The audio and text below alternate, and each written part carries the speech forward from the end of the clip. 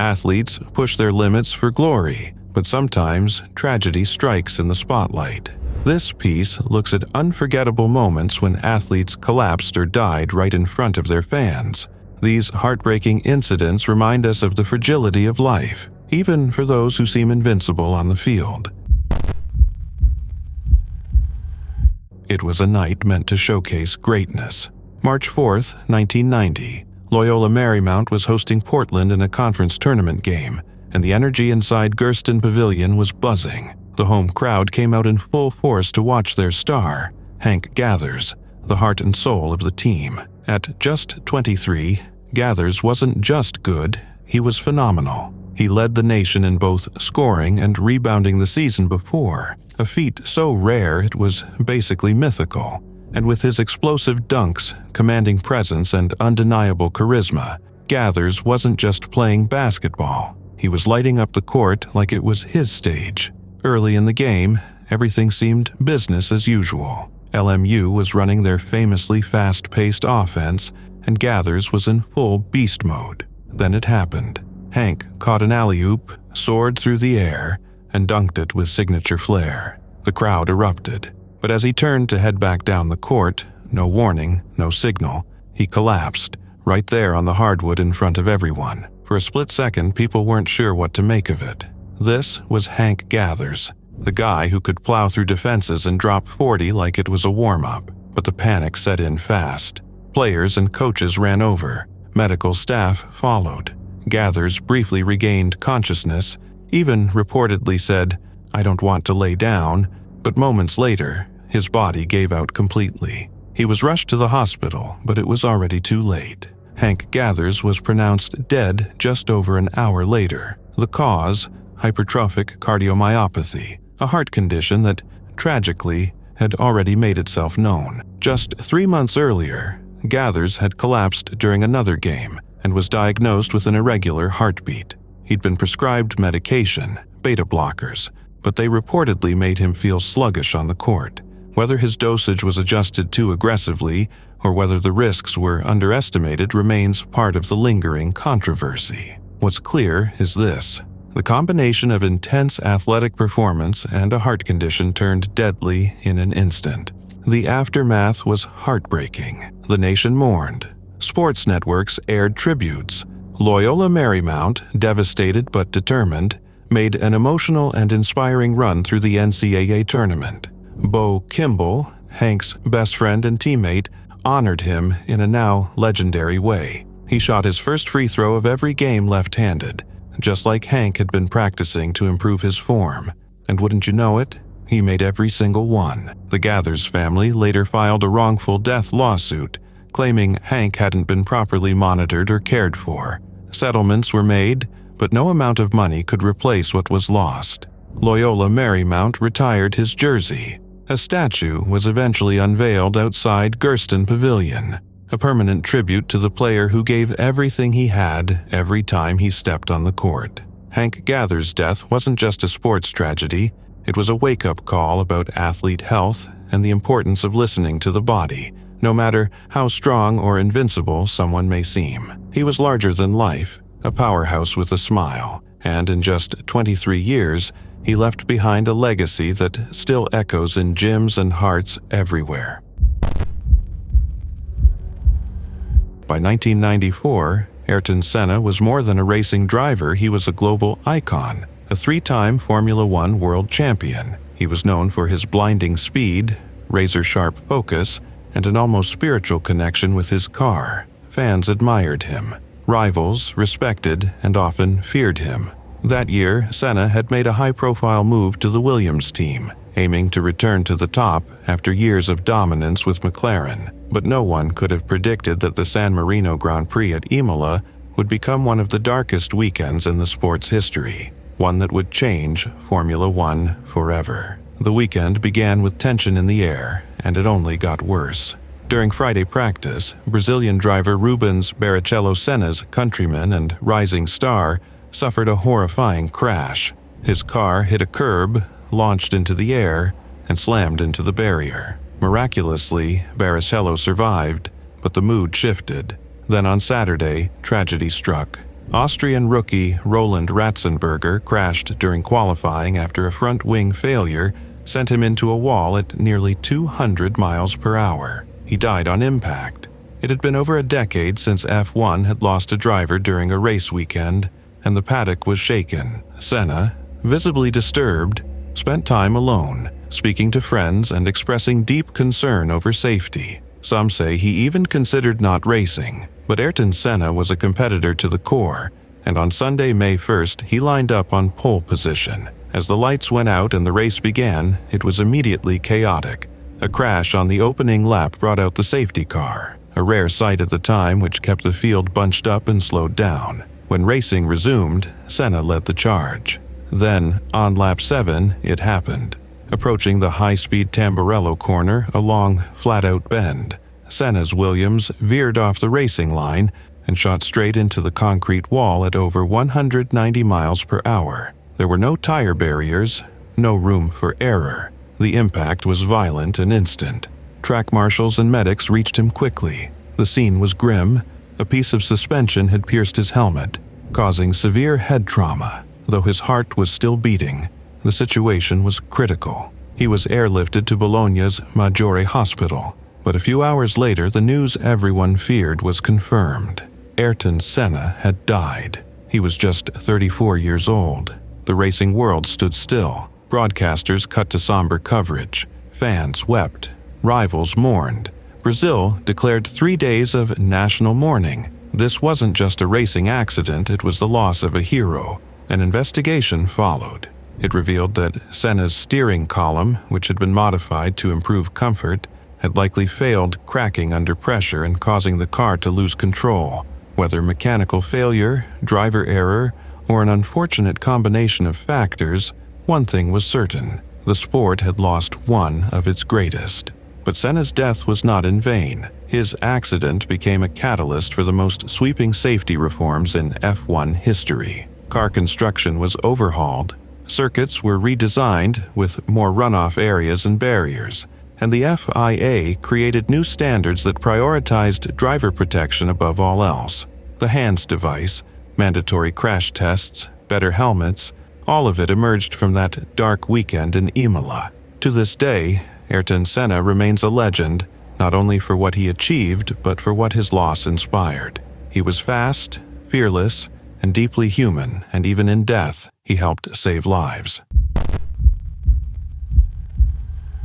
MarkVivien Foe's sudden death on June 26, 2003, during a FIFA Confederations Cup semi-final between Cameroon and Colombia, was one of the most shocking and tragic moments in football history. Foe, a talented midfielder who had played for clubs like Lens, Manchester City, and Lyon, was a force to be reckoned with on the pitch. But on that fateful day, he collapsed without warning, leaving fans, teammates, and the football world at large in complete disbelief. The match, held in Lyon, France, was an exciting one. Cameroon was facing Colombia in what was supposed to be a thrilling encounter for the semi-finals.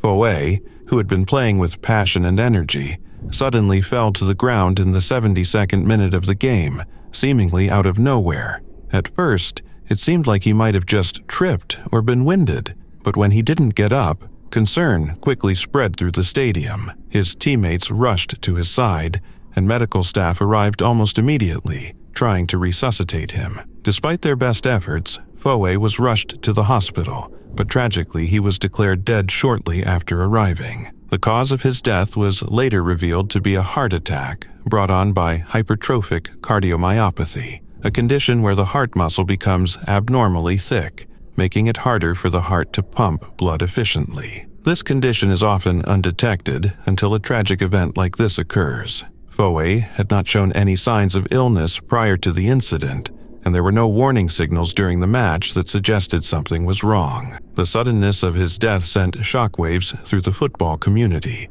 and his passing left an enormous void in the hearts of fans and fellow players alike. What made this tragedy even more devastating was Foe's relatively young age. He was only 28 years old at the time of his death. He was in the prime of his career, playing for one of the top teams in Europe, Lyon, and representing his country at a major international tournament. His untimely passing made many reflect on the vulnerability of athletes who, despite their physical strength and abilities, are not immune to health issues that can be invisible to the naked eye. Foe's death also brought to light the importance of better screening for heart conditions in athletes.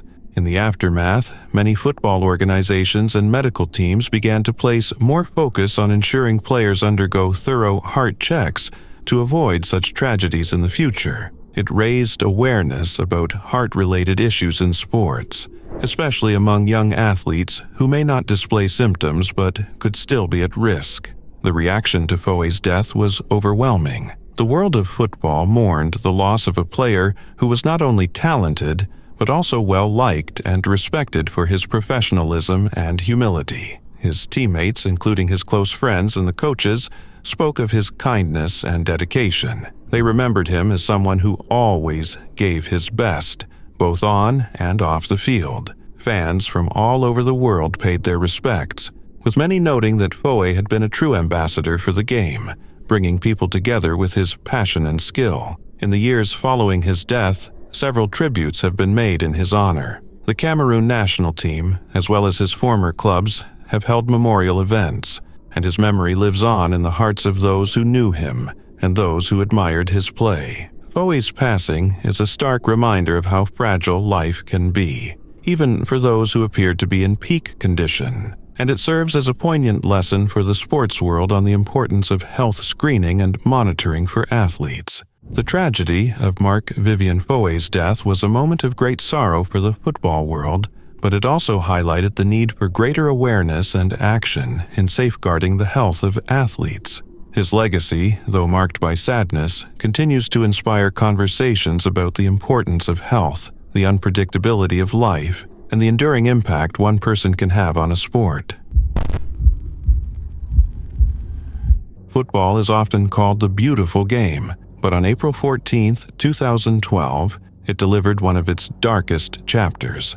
During a Serie B match between Livorno and Pescara, 25-year-old midfielder Pierre Morosini collapsed mid-play, turning an ordinary match into an unforgettable tragedy. Morosini, a hard-working and humble player known for his grit, suddenly went down on the pitch. He tried to stand, made a second effort, but then crumpled again. What began as a normal game quickly turned into a desperate race to save a life. The medics rushed in, CPR was administered, and the stadium atmosphere shifted from competitive excitement to total silence. Tension hung thick in the air as thousands of spectators and players watched helplessly. An ambulance was called, but things didn't go smoothly. A police car had parked in front of the stadium entrance, blocking the way. In a moment where every second mattered, precious time was lost as someone scrambled to move the vehicle. Morosini was eventually transported to Pescara's Santo Spirito Hospital, but it was too late. The young midfielder was pronounced dead shortly after arriving. His death was attributed to a rare and undetected heart condition, a cruel twist of fate for someone in peak physical condition. No previous symptoms, no obvious warning signs, just one silent failure in the system that couldn't be undone. News of Morosini's passing spread like wildfire, and within hours, Italian football shut down. All matches were suspended that weekend in a unified gesture of mourning and respect. Fans left flowers at stadiums. Players wore black armbands. Clubs posted heartfelt tributes. The entire country grieved for a man who had already endured more pain than most. Morosini's personal life was already shaped by loss. By the age of 18, he had lost both parents and a disabled brother. He was left with a disabled sister whom he supported. Football wasn't just a job, it was his escape, his therapy, and his mission. He played for several clubs, including Udinese, Bologna, Vicenza, and Atalanta, before landing at Livorno. Every match was played with heart. Every minute was earned. His story, even before that day, was one of perseverance and resilience. But the tragedy didn't end with his death. It sparked accountability. A formal investigation was launched into the circumstances surrounding the incident. In 2016, 3 doctors were convicted of manslaughter for failing to follow proper medical protocols during Morosini's collapse. The courts found they hadn't used a defibrillator correctly, something that might have made a difference. The case became a powerful catalyst for reform and emergency preparedness across sports leagues in Italy and beyond. Clubs reviewed their medical procedures. Stadiums reevaluated emergency access. People started paying attention. Tributes continued long after the match was over. Atalanta named a section of their stadium the Curva Pier Mario Morosini. The Italian Youth League created an annual award in his name, given to the most outstanding young player. One of the most moving gestures came from fellow footballer Antonio Di Natale, who vowed to financially support Morosini's sister so she would never be left alone or in need. Pier Mario Morosini may not have lifted major trophies or become an international superstar, but his story left a lasting impact. His name became more than just a line on a team sheet. It became a symbol of endurance, compassion, and the need for better care behind the scenes in professional sports. Though the match ended that day in heartbreak, his legacy lives on, reminding the football world that heroes aren't always the ones who score the winning goal. They're sometimes the ones who fight battles no one sees, both on and off the pitch. It was a regular sunny day at the Sydney Cricket Ground, and Phil Hughes was out in the middle, doing what he did best, batting with quiet determination and his signature unorthodox flair. At just 25, Hughes had already seen the highs and lows of international cricket. He was once the youngest man to score back-to-back centuries in a test match for Australia, but inconsistency and fierce competition had seen him drift in and out of the national side. That day in November 2014, playing for South Australia in a Sheffield Shield match, he was looking to remind everyone, selectors included, that he still had plenty to offer, and he was doing a pretty convincing job of it. Hughes was on 63 and looking solid, working his way towards what felt like a career-defining innings. Then came the moment no one could have predicted. Sean Abbott, a promising young fast bowler for New South Wales, steamed in and sent down a short ball, a routine bouncer, the kind you see a dozen times in a match. Hughes shaped to play a hook or a pull, but in a cruel twist of fate, he misjudged the bounce. The ball slipped past the edge of his bat and struck him just below his helmet, on the unprotected area at the side of his neck. At first, it didn't look too serious. Players and spectators assumed it was a painful blow, sure, but nothing life-threatening. Then, in a heart-stopping moment, Hughes collapsed face first onto the pitch. The atmosphere at the SCG changed instantly. Medical staff rushed out, CPR was started, and the match was abandoned as an ambulance made its way onto the field. What followed was a nation holding its breath. Hughes was rushed to St. Vincent's Hospital and underwent emergency surgery, but the injury, a vertebral artery dissection leading to a brain hemorrhage, was catastrophic. 2 days later, on November 27, 2014, Phil Hughes was declared dead. He had never regained consciousness. His death sent shockwaves through the cricket world and beyond. Australia, a nation obsessed with the game, was stunned.